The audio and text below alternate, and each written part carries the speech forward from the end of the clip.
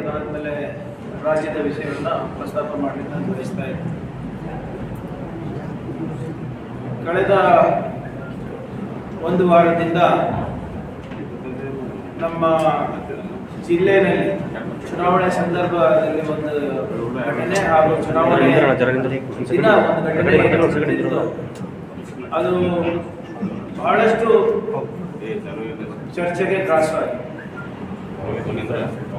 ಆ ಎರಡು ಘಟನೆಗಳನ್ನು ಕೋಟ್ನೂರು ಘಟನೆ ಮತ್ತೆ ಇನ್ನ ಒಂದು ಇಲ್ಲಿ ಬಹಳ ಅಮಾನವೀಯವಾಗಿ ಯುವಕರನ್ನ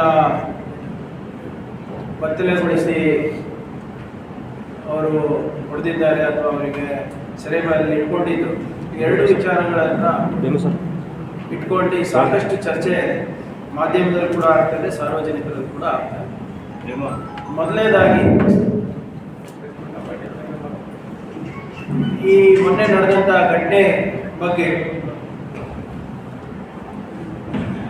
ಕಾಂಗ್ರೆಸ್ ಪಕ್ಷ ಹಾಗೂ ವೈಯಕ್ತಿಕವಾಗಿ ನಾನು ಖಂಡಿಸ್ತೇನೆ. ಯಾರು ಕೂಡ ಯಾವುದೇ ಸಮಾಜದವರಾಗಿರ್ಬೋದು, ಯಾರೆಷ್ಟೇ ದೊಡ್ಡ ಪ್ರಭಾವಿ ಆಗಿರ್ಬೋದು, ಕಾನೂನನ್ನು ಅವರ ಕೈನಲ್ಲಿ ತಗೊಳ್ಳುವ ಅಧಿಕಾರ ಸರ್ಕಾರ ಹಾಗೂ ಸಂವಿಧಾನ ಯಾರಿಗೂ ಕೊಟ್ಟಿಲ್ಲ. ಆದರೆ ಇತ್ತೀಚೆಗೆ ಕಲಬುರಗಿನಲ್ಲಿ ಏನಾಗ್ತಾ ಇದೆ ಅಂದರೆ,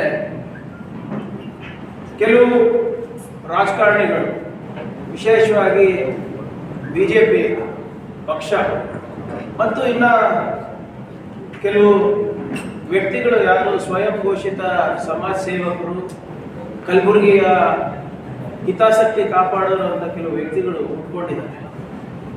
ಅವರು ಸರ್ಕಾರವನ್ನ ಮುಜುಗರ ಮಾಡಬೇಕು, ಸರ್ಕಾರವನ್ನ ಪದೇ ಪದೇ ಜನರ ಮುಂದೆ ಒಂದು ರೀತಿ ಕೆಟ್ಟ ಹೆಸರು ತರಿಸಬೇಕು, ಅವರ ಪ್ರಾಮಾಣಿಕ ಪ್ರಯತ್ನ ನಡೆಸ್ತಾನೆ ಇದ್ದಾರೆ. ನಾನು ನಮ್ಮ ಜವಾಬ್ದಾರಿ ಮೇಲೆ ಜಾರ್ಕೊತಾ ಇಲ್ಲ, ನಮ್ಮ ಜವಾಬ್ದಾರಿಯಿಂದ ಜಾರ್ಕೊತಾ ಇಲ್ಲ, ಅಥವಾ ನಾವು ಮೈ ಮೇಲೆ ಎಣ್ಣೆ ಹಚ್ಕೊಂಡು ಇಲ್ಲ ಅಪ್ಪ ಇದು ಪರ್ಸನಲ್ ವಿಷಯ ಅಂತ ಹೇಳ್ತಾರೆ. ಎಲ್ಲರೂ ಮಾಧ್ಯಮ ಸ್ನೇಹಿತರು ಬಹಳಷ್ಟು ಜನ ಅನುಭವಿಸ್ತಿದ್ದಾರೆ. ಇಂಥದ್ದು ಹಲವಾರು ಘಟನೆಗಳು ನೋಡಿದೆ. ಸಾಕಷ್ಟು ಜಗಳಗಳು ಕೈ ಮೀರಿ, ಪರಿಸ್ಥಿತಿ ಮೀರಿ ಕೊಲೆಗಳು ಆಗಿರೋದು ಕೂಡ ನೋಡಿ.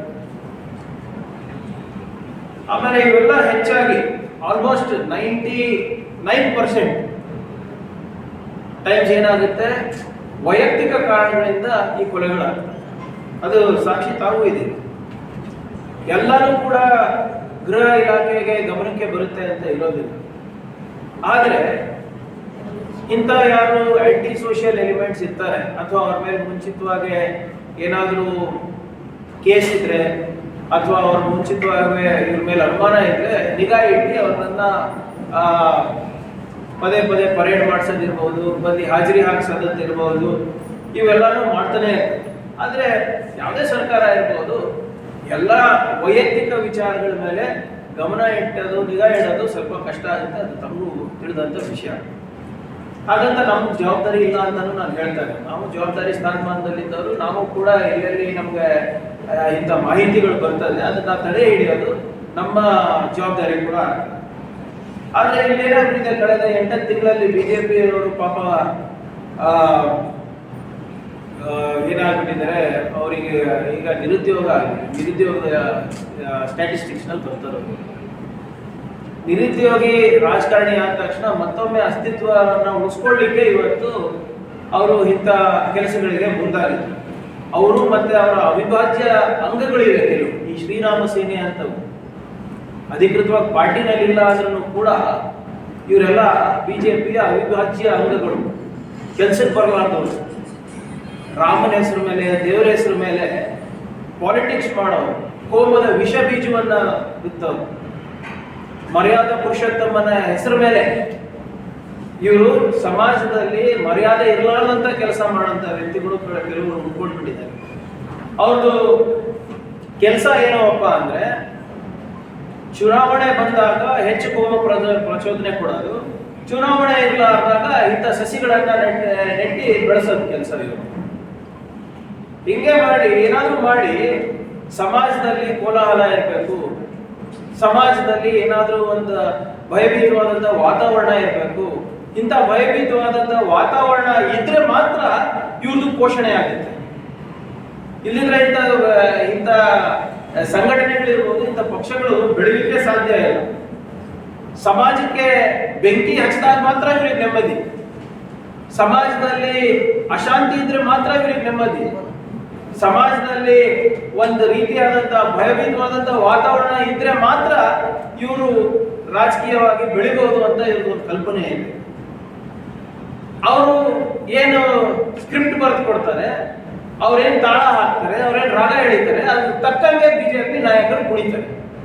ಮೊನ್ನೆ ನಿಮ್ಮ ಚಿಂಚೋಳಿ MP ಅವರು ಏನಂದ್ರು, ಇಲ್ಲಿ ಸರ್ಕಾರ ನಡೀತಾ ಇಲ್ಲ, ತಾಲಿಬಾನ್ ಸರ್ಕಾರ ನಡೀತಾ ಇದೆ ನಮ್ಮ ಜಿಲ್ಲೆನಲ್ಲಿ, ನಮ್ಮ ರಾಜ್ಯದಲ್ಲಿ. ಇಲ್ಲಪ್ಪ, 5 ವರ್ಷ ಸುಮ್ಮನೆ ಕುತ್ಕೊಂಡು ನಿಮ್ಮ ಡಬಲ್ ಇಂಜಿನ್ ಸರ್ಕಾರ ಸಂದರ್ಭದಲ್ಲಿ ಲಾ ಅಂಡ್ ಆರ್ಡರ್ ಪರಿಸ್ಥಿತಿ ಹೇಗಿತ್ತು ಅಂತ ಮರ್ತೋಗ್ಬಿಟ್ಟಿದ್ದೀರಾ. ನಿಮ್ಮ ABVP ಕೇಳಿ, ABVP ಅವರು ಹೋಮ್ ಮಿನಿಸ್ಟರ್ ಕಚೇರಿಗೆ ದಾಳಿ ಮಾಡಿರೋದು ಮರ್ತೋಗ್ಬಿಟ್ಟಿದ್ರ ಉಮೇಶ್ ಜಾಧವ್ ಅವರೇ. ಮಂತ್ರಿಗಳಿಗೆ ಗಾಡಿಯಿಂದ ಬಿಟ್ಟಿಲ್ಲ. ನಿಮ್ಮ ನಳಿನ್ ಕುಮಾರ್ ಕಟೀಲ್ ಬಿಜೆಪಿ ಅಧ್ಯಕ್ಷರು, ಅವ್ರಿಗೆ ಗಾಡಿ ಹತ್ತಲಿಕ್ಕೆ ಬಿಟ್ಟಿಲ್ಲ, ಅವ್ರಿಗೆ ಗಾಡಿ ಇಳಿಯಕ್ ಬಿಟ್ಟಿಲ್ಲ ಮಂತ್ರಿಗಳಿಗೆ, ಕ್ಯಾಬಿನೆಟ್ ಸಚಿವರಿಗೆ. ಅವಾಗೆಲ್ಲ ಮಾಡ್ಕೊಂಡಿದ್ರಿ. ನಮ್ಮ ಜಿಲ್ಲೆಗೆ ಒಬ್ಬ ಡಿಸ್ಟ್ರಿಕ್ಟ್ ಇನ್ಚಾರ್ಜ್ ಮಿನಿಸ್ಟರ್ ಇರಲಿಲ್ಲ ನಿಮ್ಮ ಅವಧಿನಲ್ಲಿ. ಅವಾಗ ನೀವು ಸುಮ್ಮನಿದ್ರಲ್ಲ. ಅವಾಗ ಯಾವ ಸರ್ಕಾರ ನಡೀತಾ ಇತ್ತು? ಅವಾಗ ಯಾಕೆ ಬಾಯಿ ಬಿಚ್ಚಿಲ್ಲ? ನಮಗೆ ಒಂದು ಮಂತ್ರಿ ಸ್ಥಾನ ಕೊಡಿ, ಮಂತ್ರಿ ಸ್ಥಾನ ಕೊಟ್ರೆ ನಮ್ಗೆ ಇಲ್ಲಿ ನಮ್ಮ ಜಿಲ್ಲೆ ಒಳ್ಳೇದಾಗುತ್ತೆ. ದೊಡ್ಡ ಜಿಲ್ಲೆ ಇದೆ, ಹೆಡ್ ಕ್ವಾರ್ಟರ್ ಇದೆ, ರೀಜನಲ್ ಹೆಡ್ ಕ್ವಾರ್ಟರ್ ಇದೆ. ನಮ್ಗೆ ಇಲ್ಲಿ ಒಂದು ಮಂತ್ರಿ ಸ್ಥಾನ ಕೊಟ್ರೆ ಇಲ್ಲಿ ನಾವು ಕಾನೂನು ಸುವ್ಯವಸ್ಥೆ ಜೊತೆಗೆ ನಾವು ಅಭಿವೃದ್ಧಿನೂ ಮಾಡಬಹುದು ಅಂದ್ಬಿಟ್ಟು ನೀವೇ